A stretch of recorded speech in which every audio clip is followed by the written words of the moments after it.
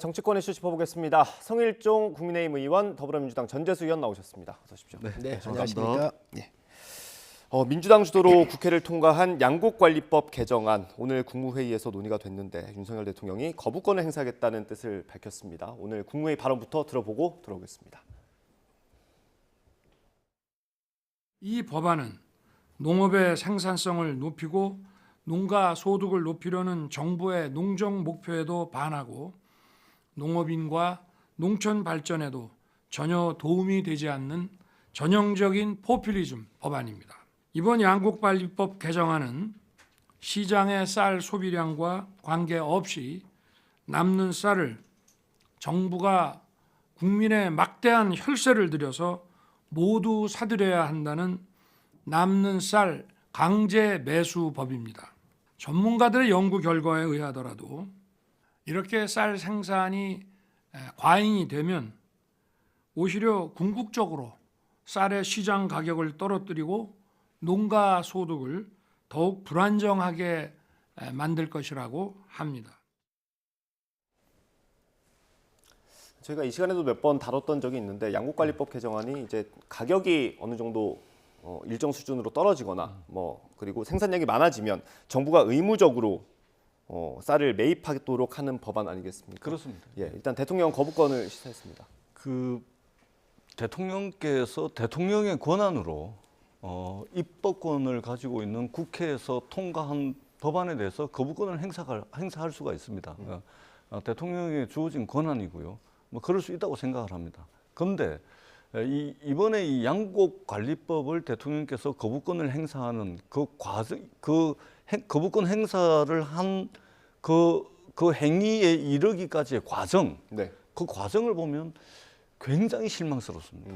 왜 그러냐면 이 민주당이 주장했던 양곡관리법 원안을 통과시킨 게 아니거든요. 네.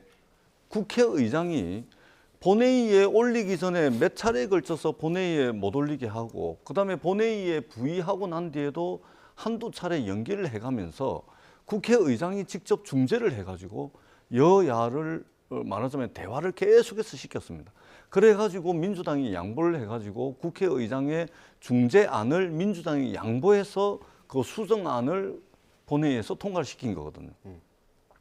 말하자면 국회에서 대화와 타협을 통해 가지고 통과시킨 법안을 네. 국회 입법권, 그러니까 삼권 분립의 한 축인 국회가 결정한 것을 대통령이 거부권 행사한 겁니다. 네. 이게 아쉽고요. 그다음에 두 번째는 지금 국무회의 석상에서 대통령께서 저 말씀을 쭉 하셨잖아요. 농업 생산량이 어떻고 농업 이 어떻고 이런 말씀을 네. 하셨는데 저 말씀을 지금 하실 것이 아니고 지금 저 국무회의 석상에서 양곡관리법 거부권을 행사하기 위해서 저 자리에서 하실 말씀이 아니고 우리 농업인과 우리 농업인 단체와 그리고 관련 전문가와 그다음에 야당과 그리고 국회 농림해양수산위원회 위원들이 있습니다. 네. 이분들하고 좀 대화를 하고 그리고 서로 좀 이견을 좁혀나가는 그런 과정을 거쳐서 저렇게 거부권을 행사했다면 네.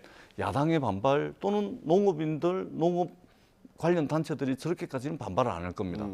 거부권을 행사는 할 수 있으나 네. 거부권을 행사하는 그 과정에 이르기까지 국정 최고 책임자로서 대화도 없었고 그다음에 대화할 의지도 없었고 아무런 노력도 하지 않은 채 국회에서 수정안을 만들고 의견 수렴하고 타협해가지고 통과시킨 것을 거부한다. 네. 이것은 정말로 이게 국정 최고 책임자로서 대통령이 또 대한민국의 농업과 농업인들을 생각하더라도 이것은 정말로 대통령이 해서는 안 될 그런 결정을 하신 거다. 이런 말씀을 드리지 않을 수가 예. 없습니다. 근데 여당에서는 타협의 산물이라고 생각하지 않는 것 같아요. 누가 타협을 했죠? 타협 안 한 겁니다. 제가 말씀 좀 드릴까요? 그럼 아니, 이 부분 아니, 사실관계니까. 아니, 잠깐만요. 사실관계니까. 말씀 듣고 예. 다시 드리겠습니다. 이 거부권이라고는 말부터 바꿔야 돼요. 제의 요구권입니다. 예. 이 법안에 하자가 있고 여러 가지 내용의 문제가 있으니 국가에 도움이 안 되니 이 부분에 대해서 다시 제의를 요청한 것이 거부한 게 아니에요. 네. 국회한테 다시 논의를 해달라고 요청한 거기 때문에 앞으로 이 용어를 좀 정확하게 제의 요구권이라고 이렇게 언론들도 불러주셨으면 좋겠다는 말씀을 드리고 국가의 이득이 되면은 왜 대통령께서 이거를 안 하시겠습니까? 민주당은 이거 하기 전에 대답을 해야 됩니다. 2019년도 10월 31일 날 민주당 의원인 박완주 전 정책의장이 예. 똑같은 법을 민주당이 집권 시에 이 법안을 냈습니다. 그때 왜 이거 안 했습니까? 국가에 책임지고 있는 국정의 중추 세력으로서 이 법을 했었을 때 도움이 안 되고 법의 균형성이 안 맞는 거거든요. 이 법은 농사를 지어가지고 소비량보다 소비할 수 있는 양보다 무조건 많이 생산이 되면 국가가 의무적으로 수매하는 거 아닙니까? 예. 그렇기 때문에 이 생산량이 얼마가 되든 국가에 대한 책임을 가지고 수매를 하겠다는 법안입니다. 그러면 저희도 이 법안 해드리고 싶습니다. 농민들을 위해서. 네. 그런데 이 법안을 했었을 때 왜 할 수가 없느냐. 우선 법의 형평성적 측면에서 바라보면 무도 많이 생산될 수 있고 배추도 많이 생산될 수 있습니다. 마늘, 생강 다 생산이 늘어날 수 있습니다. 네. 그러면 무법 만들고 배추법 만들 겁니까? 그러면 축산인들은 가만히 있겠습니까? 소가 많이 나오면 소법, 돼지법 또 만들 겁니까? 수산물이 많이 나오면 멸치법, 오징어법을 다 만들 겁니까? 법이라고는 우선 형평성이 있어야 되는 것이지요. 그렇기 때문에 이 법을 다른 법과 맞출 수밖에 없다. 이 말씀을 드리고 예. 또 외국 사례로 하나 들면 태국이 2011년도부터 12, 13년도에 이 법을 해가지고 재정 적자가 약 10조 원에 이르렀습니다. 그래서 태국도 망했습니다. 이 법으로. 네. 그 잉랍 총리가 쫓겨났잖아요. 거기에 한 원인이 있었습니다. 왜 다른 나라에서 실패한 법안을 우리가 가져와야 됩니까? 이 법안은 정말 문제가 많은 법안이고요. 또 이 법안을 하면 소농가가 약 96%에 이르는 소농가한테 혜택 0.5헥타 미만으로 되어 있는 우리나라 0.5헥타 미만이 소농가인데 이게 96%입니다. 네. 4%한테만 혜택이 줘요.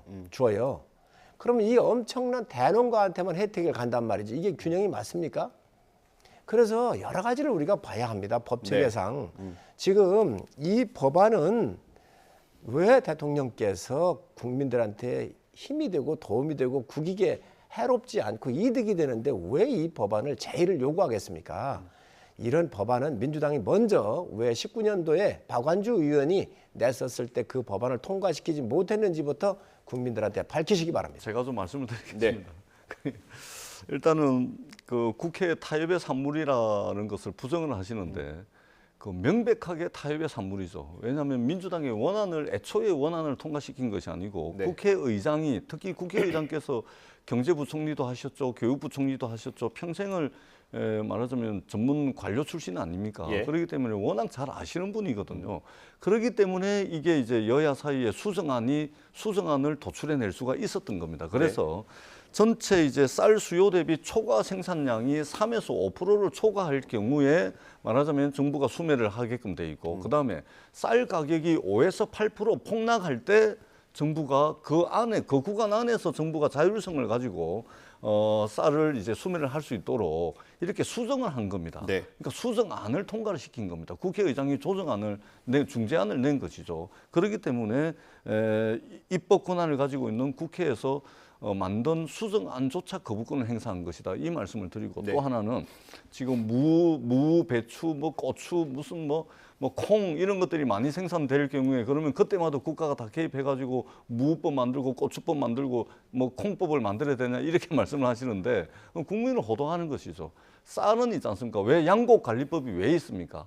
쌀이 다른 작물과 비교해서 차지하고 있는 어떤 식량주권이라는 측면에서 쌀이 가지고 있는 의미를 다른 거하고 그냥 똑같이 등치시키는 겁니다. 똑같은 게 아니죠. 네. 예를 들면은 작년 우크라이나 전쟁 터지고 난 뒤에 예를 들면 세계 각국이 특히 인도 같은 경우는 이게 식량 주권 차원에서 말하자면 그 글로벌 공급망에 문제가 생기니까 혹시라도 몰라가지고 자기네들이 밀의 최대 수출국이 인도인데 네. 이 2022년도에 작년도에 밀 수출을 중단해 버립니다. 마찬가지입니다. 그렇기 때문에 이 쌀은 타 작물과는 다르게 식량 주권이라는 측면에서 어떻게 보면 전략 자산에 들어가는 겁니다. 네. 그렇기 때문에 쌀 짓는 농업인이 중요하고 그리고 정부가 수매를 할 수 있도록 그다음에 그것과 관련한 정책을 말하자면 양곡관리법 안에 법으로 규정을 해놓은 겁니다. 마치 똑같이 오징어 꼴뚜기하고 쌀하고 똑같은 것처럼 이렇게 말씀을 하시는데 그것은 쌀이 가지고 있는 식량 주권적 측면을 완전히 무시하는 것이다. 이 말씀을 드리고 2019년도에 박완주 의원 말씀을 하시는데요. 뭐 그때 못한 것일 수 있습니다. 민주당이 책임일 수 있습니다. 제가 그거 인정합니다. 근데 2019년도에 못했다 그래서 2023년도에도 하지 마라. 이렇게 말씀하시는 건 안 맞죠. 왜 그러냐면 더더구나 작년도 2022년도에 윤석열 정부가 출범하고 난 뒤에 이 쌀 가격이 폭락을 해가지고 난리가 났지 않습니까? 네. 농민들이 쌀가마 뒤집어 엎고 난리가 났지 않습니까? 그 난리가 난 과정에서 이래서는 안 되겠다. 이럴 경우에는 쌀 가격의 급격한 폭락이라든지 쌀 생산량이 급격하게 과잉 생산됐을 때는 이 쌀을 시장으로부터 격리시켜야 되겠다라는 문제의식이 생긴 것이죠. 그렇기 네. 때문에 2019년도에 안 했으니 지금도 안 해야 된다. 아니 문제가 발생했는데 안 할 수가 있습니까? 예. 그러니까 그것이 한편 민주당의 책임일 수 있으나 그러나 이미 2020년도에 이 파동을 한번 겪고 난 뒤에 해야 될 거 아닙니까? 예. 그런 차원에서 민주당은 대화와 타협의 산물인 양곡관리법을 대통령께서 단칼에 단 한마디 대화 이런 거 없이 거부권을 행사한 것에 대해서는 굉장히 실망스럽다는 말씀을 다시 한번 드리도록 하겠습니다. 지금 전 의원님께서 아주 사실과 다른 얘기를 대화와 타협의 산물이라고 그랬는데 전혀 아닙니다. 제가 정책위장을 하면서 당 지도부에 있었기 때문에 네. 이거 협상했던 내용이에요. 원래 3%의 쌀의 생산량이 늘어나고 네. 가격의 폭이 5% 이상이었던 건 맞습니다. 네. 그러니까 국회의장께서 쌀의 생산량이 3%에서 5% 이상 늘어나거나 가격이 5%였던 게 8%로 올라갔었을 때만 이 법안을 작동을 시킬 수 있도록 상향 조정한 건 맞습니다. 네. 그러면 다른 작물들도 그만큼 올라갔을 때 다 사야 될 거 아니에요. 역시 법의 형평이 안 맞습니다. 본질은 안 맞는 거예요. 그래서 저희 당은 이걸 못 받겠다고 얘기를 하고 이 법은 국가를 위해서나 또 소농인 많은 우리 농민들을 위해서도 하면 안 되겠구나. 이 판단이 들었기 때문에 거부했다는 정확한 이게 팩트인데 지금 마치 여야가 합의한 것처럼 얘기하는 것은 아주 잘못됐다는 말씀을 드리고요. 의원님, 저희가 지금 그 법안 내용을 보여드리고 있는데 저 숫자가 문제가 아니라 의무 매입이라는 것 자체가 문제라는 말씀이신 그렇습니다. 그렇습니다. 지금 가격이 3%에서 5% 올라가, 5%에서 8%로 올라가고 생산량이 3%에서 5%로 더 늘어났을 때의 문제가 아니라 그러면 무배추도 그만큼 올라가면 똑같은 조건을 적용을 해야 될 거 아니에요. 네. 그렇기 때문에 저 법안을 국회의장께서 중재를 내셨지만 받을 수가 없었던 것이지요. 그러니까 합의됐던 그런데 안은 아니다. 이게 여야가 합의되고 타협된 것처럼 얘기하는 것은 우리 전 의원님께서 지금 잘못 말씀하시는 거를 의원님께 잘못 요거 하나- 말씀하신 예. 거를 말씀하셨다는 것을 정확하게 바로잡습니다. 요거 두 하나 번째, 제가 여쭤보겠습니다. 전재수 의원님이 말씀하신 건데 식량안보 차원에서 우리가 어쨌든 쌀을 많이 소비하지 않습니까? 그렇기 때문에 우리 농민들이 쌀 생산을 포기하지 않도록 어느 정도 안정장치를 만들어야 된다. 맞습니다. 예. 지금 식량 안보적 측면에서 쌀을 중시하는 건 맞습니다. 그렇기 때문에 국가가 지금 현재 시장 격리라는 걸 통해서 작년도도 전년 대비 55만 톤을 사들였잖아요. 네. 문제는 이게 우리 전체에 문제가 있다고 하는 것입니다. 쌀 소비는 옛날에 60kg대가 넘었어요. 지금은 쌀 1인당 소비량이 50kg 중반대에 와 있거든요. 밀가루 소비량이 쌀 소비량보다 더 높은 60kg대에 와 있습니다. 네. 식생활의 패턴이 바뀌고 있는 것이지요. 그래서 지금 정부가 뭘 하고 있느냐, 분절미라고 하는 거를 네. 가루쌀을 만들어 가지고 밀가루처럼 먹을 수 있는 밀가루 대용의 쌀을 지금 올해 10만 톤을 경작하려고 하는 거잖아요. 이런 대체 작물로 바꾸면서 쌀 소비가, 국민 소비가 줄어드는 것을 대체할 수 있도록 지금 길을 또 열고 있는 겁니다. 그리고 다른 작물, 우리가 부족한 콩이라든지 이런 부분들을 대체 작물로 해가지고 하면 쌀의 생산량이 낮아질 거 아니에요. 그러면서도 잉여 생산물에 대해서는 지금 우리가 사고 있으니 법으로 묶게 되면 의무적으로 매입을 하게 되면 다른 품목도 의무적으로 매입을 해야 되는 부담이 정부한테는 있습니다. 그렇기 때문에 제가 민주당의 당시 김성환 정책위장한테 만나가지고 우리가 여야 정책의장이 쌀 잉여 생산물에 대해서는 그럼 정치적으로 선언을 하십시다. 그리고 사주는 거로 하자. 네. 법으로 하게 되면 모든 다른 작물들과 다른 농축산물에 대해서도 함께 해야 되는 형평성의 문제가 있으니 정치적 선언을 하고 그리고 이에 대한 대체 작물에 대한 예산을 좀 더 증액을 요구해서 함께 여야가 반영을 시키자라고는 수정안도 냈었습니다. 이거를 안 받아준 거예요. 그런데 이게 왜 안 받아줬는가? 문제는 간단합니다. 이재명 대표가 지금 이제 사법 리스크에 걸려 있잖아요.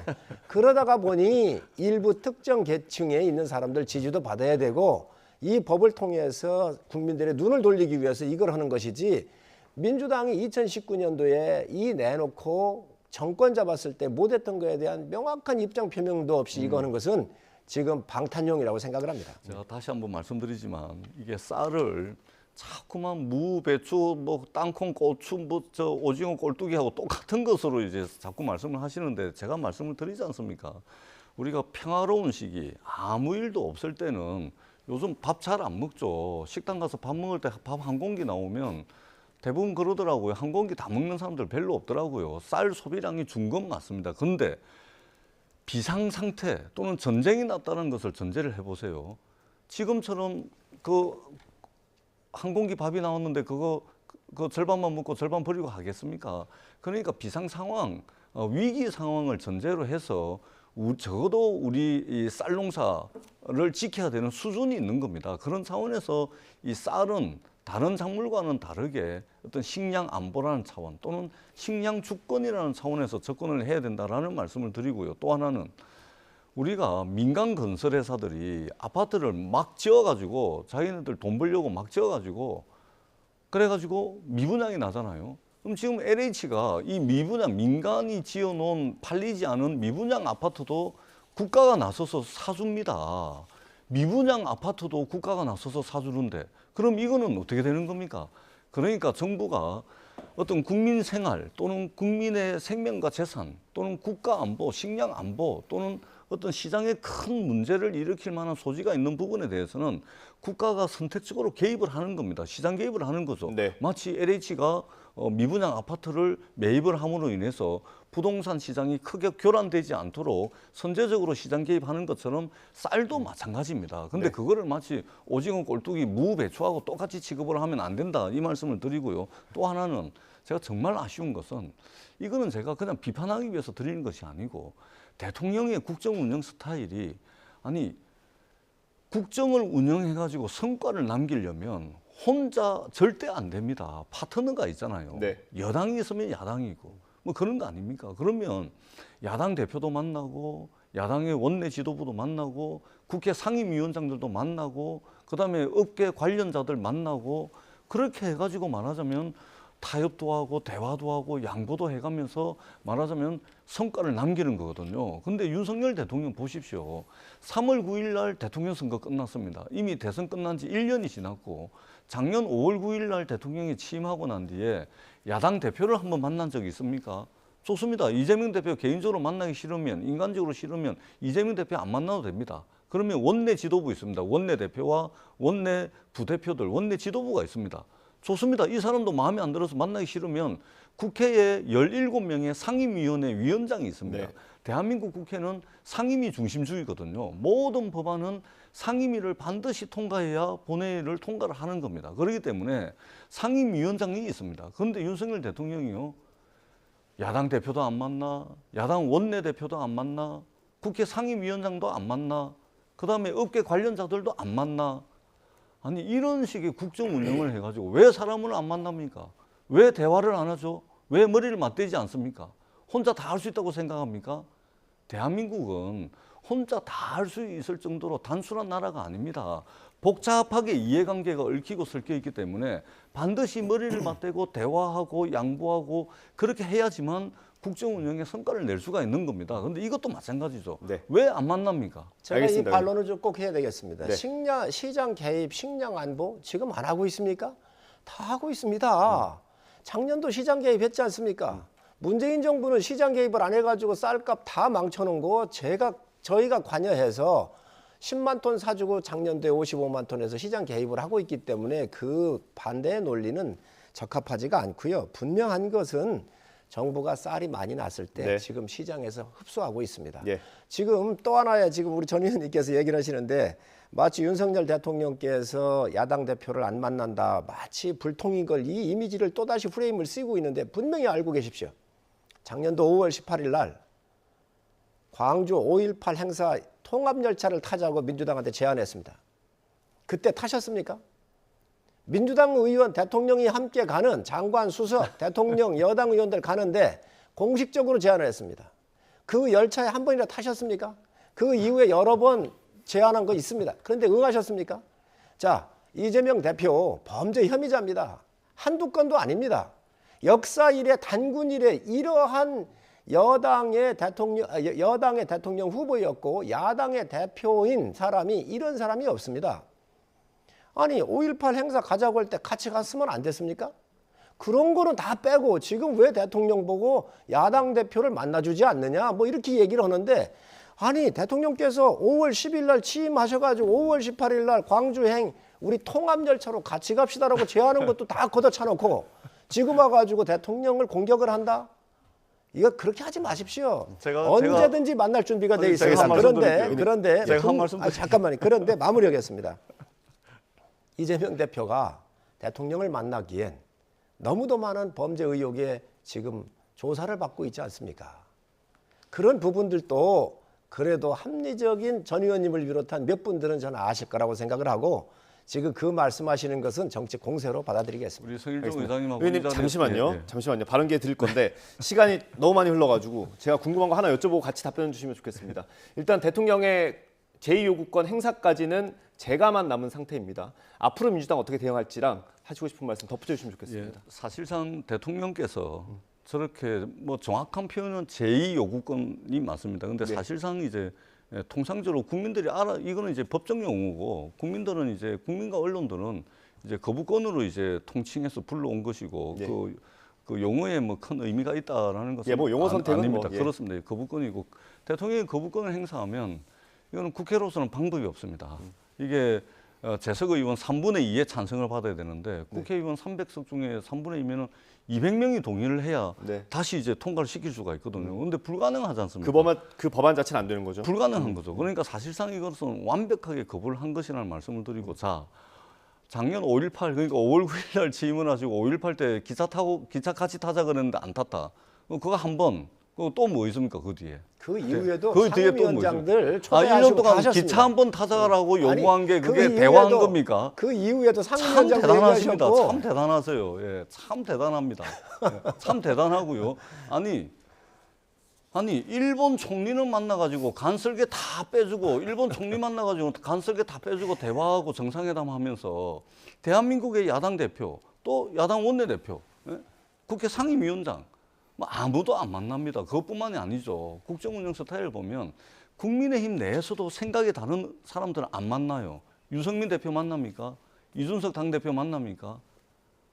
저 뭡니까? 저 인수위원장 하고 난 뒤에 아니, 안철수 이준석 만난 대표를 적이 왜 있나요? 안 만났습니까? 그러니까, 대표할 때 여러 차례 만났습니다. 그러니까 그 대통령이 더 넓은 이 품으로 울타리와도 같은 그런 정치를 하셔야지 그렇게 편협하고 배제시키고 빼고 마음에 안 드는 사람들 당대표 출마도 못하게 하고 멀쩡한 당대표 물러나게 만들고 그러면 안 되는 거죠. 조금 편협하고 옹졸한 모습을 버리고 더 넓은 품으로 모든 것을 다 포용하겠다라는 이런 국정 최고 책임자의 어떤 자세와 태도가 알겠습니다. 필요하다. 예. 이 말씀 마지막 네. 한 말씀을 더 드리면 짧게 지금 부탁드립니다. 대통령께서 정말 폭넓게 만나고 계십니다. 여당 의원들 다 만나고요. 야당 의원 언제든지 말씀하십시오. 대통령께서 초대를 하셨는데 다 거부하셨을 거예요. 지금 대신 이재명 대표는 만나기가 어렵습니다. 지금 검찰 수사를 받고 있는데 대통령께서 범죄 혐의자를 불러서 밥을 먹고 국정을 논한다고 하면 수사에 개입하는 거 아니겠습니까? 이분 빼고요. 나머지 의원님들 또 조사받는 분들 빼고 언제든지 만날 준비가 되어 있는 것이 저희 대통령이십니다. 예, 제가 알겠습니다. 짧게 한 말씀만 드리자면 대구 선문시장만 가가지고 세상선지의 일국의 대통령이 한 장소에 대통령 영부인까지 포함해서 7번을 갔다는 게 그것도 1년 사이에 그게 말이 됩니까? 거기만 가지 마시고 자기 편만 보고 정치하지 마시고 그다음에 수사는 검찰이 하는 일이죠. 대통령의 일은 야당 대표, 야당 원내 지도부, 국회 지도자들 만나서 머리를 맞대는 겁니다. 검찰이 할 일을 마치 범죄 혐의자로 손칩시다. 예를 들면. 그럼 그건 검찰이 할 일이지. 그렇기 때문에 대통령이 못 만난다. 그럼 검찰이 할 일과 대통령이 할 일을 혼동하시는 것 같습니다. 윤석열 알겠습니다. 대통령은 검사가 아니고 대통령이라는 사실을 깨우쳐야 됩니다. 예, 전 알겠습니다. 의원님만 예. 원하시면 전 의원님을 비롯해서 대통령께서 저는 별로 안 만나고 싶습니다. 아유, 안 만나고 싶다면서 저는 왜 안 만나냐고 비난을 하냐는 거예요. 지도자를 그러니까 만나야지. 예. 전 의원님 당 비롯해서 대표를 만나는 원하시면 거죠. 언제든지 저는 이렇게 만날 일도 없고 만나실 수 예. 있도록 원내 건의하겠습니다. 지도부와 알겠습니다. 상임위원장을 만나 주십시오. 예, 예. 알겠습니다. 뭐 어떻든 대통령이 누구든 많이 만나면 좋은 거니까요. 이 양국관리법 얘기하다가 이렇게까지 흘러왔습니다. 양국관리법 개정안 어쨌든 대통령이 국무회의에서 거부권을 행사하겠다는 의사를 밝혔고 이제 아마 재가만 남은 상태인 것 같습니다.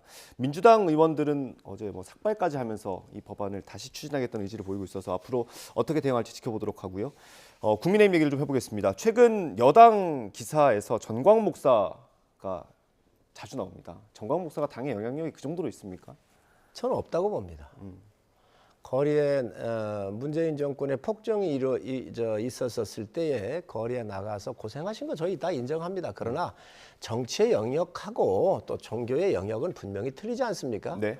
대한민국 국민으로서 국가 기둥이 무너지고 법의 원칙이 안 서고 참 나라가 혼란스러울 때 얼마든지 누구든 국가를 걱정하는 목소리를 낼 수가 있지만 또 정당의 운영은 정당이 하는 것입니다. 예. 그래서 정치의 영역과 종교의 영역은 분명히 구분되는 게 맞습니다. 예. 지금 김기현 대표와 홍준표 대구시장이 설전을 벌이고 있지 않습니까? 그게 이제 아마 시작은 김재원 최고위원의 발언이었던 것 같은데 두 분은 왜 그러는 겁니까? 그러면 김기현 대표와 홍준표 시장. 아무래도 두 분 사이는 안 좋을 겁니다. 왜 그렇습니까? 대구시장 경선할 때부터 예. 그러니까 김재원 최고위원과 탈당하셨던 분들에 네. 대해서 감점 제도를 도입했던 게 김재원 최고위원이셨잖아요. 네네네. 그래서 또 그 감점에 대한 모든 것을 감수하셨던 것이 또 홍준표 대표셨습니다. 예. 그리고 10% 감점을 했지만 사실 원하는 10%보다 훨씬 더 많았거든요. 그래서 그리고 김재원 최고께서 대구시장에 출마를 또 하시려고 하셨었고 또 경선도 한 거로 알고 있는데 아마 그때부터 일부 좀 정치적으로 부딪힌 부분이 있지 않나 생각을 합니다. 이제 오늘 조수진 최고위원 같은 경우도 좀 김기현 대표가 이런 김재원 최고위원 발언에 대해서는 좀 강경하게 대응을 해야 된다라는 목소리가 있던데 좀 부족하거나 이런 건 못 느끼십니까? 조수진 최고께서 그런 말씀하셨으면 지도부로서 당연히 할 얘기라고 생각을 하고요. 또 지도부 내에서도 그런 다양한 목소리가 있다고 하는 것을 국민들께서 아시면 좋을 것 같습니다. 이게 당내에서 이렇게 여러 목소리가 나오는 것 자체가 어쨌든 김기현 대표가 정광훈 목사를 끊어내지 못하는 모습처럼 비춰지기 때문일 것 같거든요. 어떻게 보세요? 그러니까 분명한 것은 그러니까 국민의힘 일이라 뭐 제가 그 잘은 모르지만 근데 옆에서 지켜보기에 아주 분명한 것은 국민의힘이 뭐라고 이야기를 하더라도 정광훈 목사는 국민의힘에 일정한 지분이 있다라고 확신을 하는 것 같습니다. 뿐만 아니고 윤석열 정부가 출범하고 윤석열 대통령에 당선된 것에 정광훈 목사와 그를 지지하는 사람들의 헌신, 공이 있다라고 분명히 생각하는 것 같습니다. 네. 왜냐하면 지분이 있고 윤석열 정부가 출범하는데 공이 없다라고 생각하면 세상천지의 홍준표 대구시장을 이 자식 저 자식 하겠습니까? 세상에 그럴 수 없는 거 아니겠습니까? 그러니까 자기네들이 국민의힘에 지분이 있고 그 지분을 가지고서 충분히 요구할 수 있는 권리가 있다라고 정광훈 목사가 분명히 생각을 하고 있고 김기현 대표가 확실하게 끊어내지 못하는 것 또한 정광훈 목사가 김기현 대표를 당대표 선거 때 지지하라라고 자신을 따르는 당원들에게 이야기를 한 거 아닙니까? 그러니까 정광훈 목사의 덕을 봤기 때문에 확실하게 잘라내지 못하는 것이죠. 그렇기 때문에 저렇게 뜨뜻미지근하게 대응할 수밖에 없는 일이다. 덕 보고서 단칼에 이렇게 어떻게 관계를 끊겠습니까? 불가능한 일이죠. 당은 많은 사람들이 모여왔고 또 그분들의 의견을 수렴하고 네. 때로는 거부도 하는 것이지요. 전광훈 목사님을 비롯해서 이런 분들도 계시고 뭐 중도에 좌측에 있는 분도 와 계시지 않습니까? 민영삼 같은 후보도 와 있잖아요. 그런 전체를 다 아우르고 하는 것이지 전광훈 목사의 지분이 있다라고 하는 것은 저는 받아들이기가 어렵습니다. 당연히 전 목사님 같은 경우도 일정한 부분에 대해서 의견을 내실 수 있는 게 당이고요. 네. 그렇기 때문에 그런 의견이 나올 수 있습니다. 그러나 지분이 있거나 전광훈 목사님에 의해서 당이 끌려가거나 저희 대표께서 뭐 그런 부분에 대해서 지금 현재 무슨 지분이 있는 것처럼 또 그래서 빚진 것처럼 표현되고 하는 것은 옳지 않습니다. 예. 제가 성일종 의원님 말씀에 동의를 하는데 우리 공동체가 정말로 잘 되려면 다양한 생각들이 있어야 되죠. 그리고 이 다양한 생각이야말로 우리 공동체의 경쟁력입니다. 네. 그런데 이 공동체를 해할 정도로 공동체적 가치를 무너뜨릴 정도로 공동체의 근간을 붕괴시킬 정도의 어떤 극단적인 생각을 하는 사람들이 있습니다. 그래서 정광훈 목사와 이 정광훈 목사를 지지하는 사람을 우리가 극우 세력이라고 이야기를 합니다.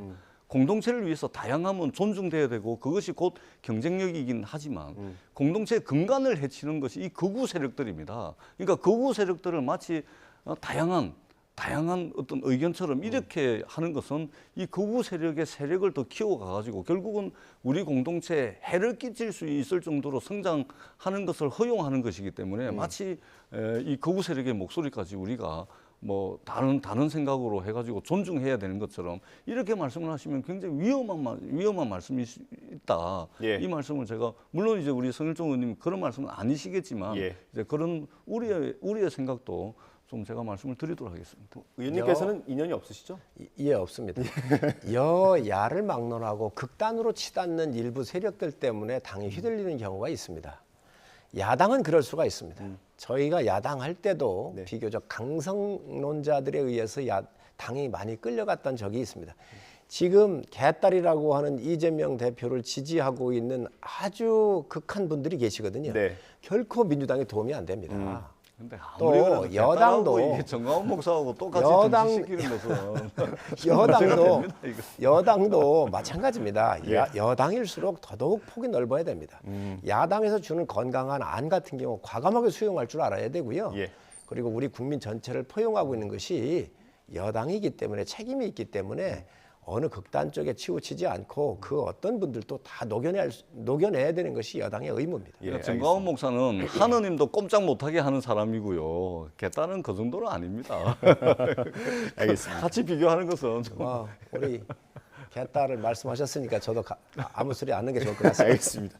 뭐 당 얘기가 나와가지고요. 그 태영호 최고위원이 이제 전당대회 과정에서 좀 4.3 관련된 발언이 논란이 되지 않았습니까? 근데 어제 4.3 추념식이 있었는데 기자들이 사과할 생각이 없느냐라고 물었더니 내가 뭘 사과해야 되는지 잘 모르겠다 이런 취지로 발언을 했더라고요. 우선 정확한 입장은 대통령께서 작년도에 당선되고 나신 이후에 가셔서 명확하게 현대사에 있어서 이 4.3에 대해서 말씀을 하셨잖아요. 그리고 이 희생되신 분들에 대한 위로의 말씀도 계셨고 우리 현대사의 비극이고 또 우리가 이 아픈 역사를 잘 화합으로 이끌어가자라고는 정확한 방향성과 원칙을 당선자 시절에 말씀을 이미 하셨습니다. 태영호 의원은 북한에서 넘어오신 분입니다. 네. 그리고 거기서 들었던 이야기에 대해서 얘기하는 거거든요. 그게 저희 당의 공식적인 입장이 아닙니다. 이미 대통령께서 말씀을 하셨잖아요. 네. 그리고 북한에서 교육을 받고 거기 최고 엘리트였고 거기에 있었던 정보를 듣고 와서 얘기하는 것까지 네. 막을 수는 없는 거 아니겠습니까? 그래서 태영호 의원의 또 다양성적 측면에서 그런 의견 내는 것을 당이 굳이 뭐 당의 방침이나 또 원칙에 대해서 흔들리는 거로 오해를 안 하셨으면 좋겠다. 예. 이 4.3에 대해서는 이 아픈 역사에 대해서는 이미 대통령께서 작년에 당선자 신분으로서 충분히 말씀하셨기 때문에 아마 제주도 분이나 우리 국민들께서 그의 진정성은 정확하게 이해하실 것으로 생각을 합니다. 의원님 1분 정도 듣고 마무리하겠습니다. 예, 태영호 의원은 북한 출신 중에 엘리트 중에 엘리트입니다. 북한의 완전 엘리트 코스를 밟은 엘리트 출신이 북한에서 잘 먹고 잘 살다가 대한민국에 왜 왔는지는 잘 모르겠으나 적어도 대한민국에 왔으면 자기가 북한에 있을 때 듣고 보고 배운 그런 거 가지고서 대한민국을 분란으로 이끌 수 있는 그런 발언은 하지 않는 것이 대한민국 그를 받아준 대한민국 국민과 대한민국이라는 나라에 대한 최소한의 예의 아니겠습니까? 예. 지금 여기 와가지고 어디 와가지고 상처를 막 끄집어내가지고 소금 뿌리고 분란 일으키고 합니까? 최소한의 예의가 있다면 이 대한민국이 더 싸움 좀 안 하고 뭐 이래야지. 막 없는 말 지어내가지고 역사 왜곡해가지고 싸움 만들고 북한에서 넘어온 사람이 그렇게 할 권리가 있습니까? 받아준 대한민국을 위해서라도 좀 자숙하시고 분란 일으키지 말고 대한민국에서 좀 자숙하면서 사시라, 이 말씀을 제가 좀 거칠게 좀 말씀을 드렸습니다만 네. 이분 이렇게 하시면 안 돼요. 네. 알겠습니다. 오늘 사실 원내대표 선거 얘기도 해보려고 했는데 시간이 부족해서 못했습니다. 선출된 다음에 얘기를 해봐야겠네요. 네, 오늘 말씀 여기까지 듣겠습니다. 서민정 의원, 전재수 의원이었습니다. 감사합니다. 네, 고맙습니다. 감사합니다.